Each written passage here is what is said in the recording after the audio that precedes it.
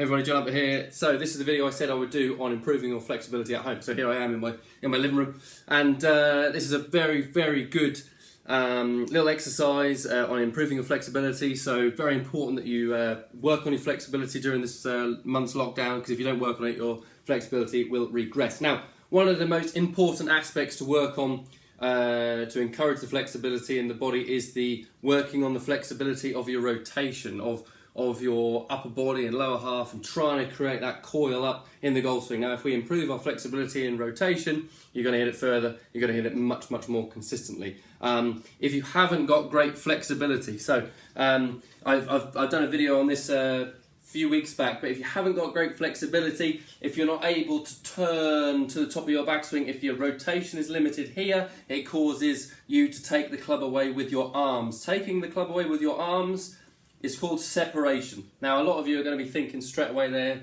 well, I take the club away with my arms. Yes, unfortunately, if you do, it's called separation. You're disconnecting the arms from the body. That is separating, and if you separate the arms from the body, you get in all these weird and wonderful positions, all the compensations which everybody has, hence why you come for lessons to try and correct those compensations. The most easiest way to not have to get in all the unique positions is, if you improve your flexibility, you can see that I can take this club away. I did a video on this a few weeks ago. I'm sure if you've watched it, you remember, about making sure that when you take the club away, the club is taken back as one piece. You're able to rotate on the way back. Now, if you're not very flexible at all, I meet some people, they start to turn, they go, oh, that's tight.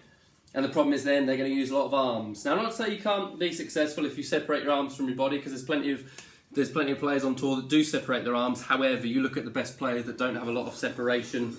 Look at Tiger being one, McIlroy, a lot of the world's best players, not much separation at all. Some people do, but it's just how well you reconnect the arms back into it. So basically, don't. Now, here's the bit of exercise. So to improve your upper body. So what you do is you kneel down, very simply. So you kneel down and you put a club behind your back in your elbow joint here. And what you now try to do is try to keep your hips very static. And what you try to do is put your hands on your chest. So club you can see under the arms, hands on the chest. And now what you've got to try to do is just turn your upper body and see if you can get around 45 degrees. Now, I do it every single day, so you can see if the arms start to work away from your body, then that's cheating. So what you've got to be able to do is from here, just turn the torso. And you can see how my range of movement isn't too bad, but obviously I do it a fair amount every day. So you want to do some turns to the left, and you want to hold it for around 10 seconds if you can, and same thing, then turn to the right. And if you can get your chest pointing at around 45 degrees, you're improving the range of motion, improving your flexibility for the rotation in the golf swing. Now, also what I'm always banging on everyone about is ballistic stretching. Now, ballistic stretching is where you get to the point where it's tight. So here, you can see how well as I turn to here, I'm tight there, but ballistic stretching is where you just ease past that tough position. And you can see then how I'm at ballistic stretching, that's a very slow sort of bounce, and it's just improving my flexibility even more. Now, if you can see, my hips are just starting to turn there, so don't cheat. You see, I'm just starting to get a bit of turn there, it's tight, but I'm going past that position. And then I would work on the other way, so turn 45 degrees, and I'm turning again, and I'm bouncing a little bit. And what that will do is that will improve all your flexibility, it will improve all your side muscles, all your obliques, all your lats, all the parts in the golf swing which are used for the flexibility of the body in the torso rotation. If you can improve that, you're going to be able to wind up more, you're going to hit it more consistently, you're going to hit it further, and that's what everyone wants. And at the end of the day, not everyone can do this.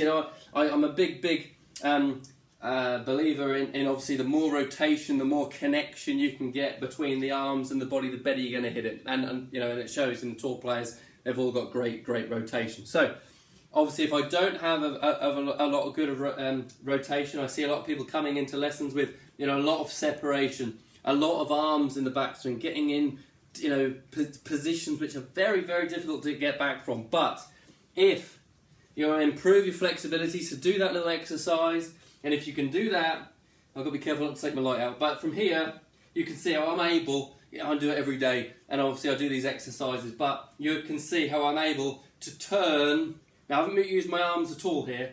I've just turned to take the club back, and I've just got a little bit of wrist set, but from there I continue to turn, and you can see I've got to the top of my backswing position there by having no arms at all, and that's the goal. If anyone's watching this that I know, that I coach, I don't like to see arms in the backswing. I like to see a full connected rotation if you can. So, very simply, do that drill, and if you can be all turn to the top, you're going to hit it much further, you're going to get more rotational coil, you're going to improve your flexibility, you're going to play some good golf. So, work on that, do that exercise, improve flexibility.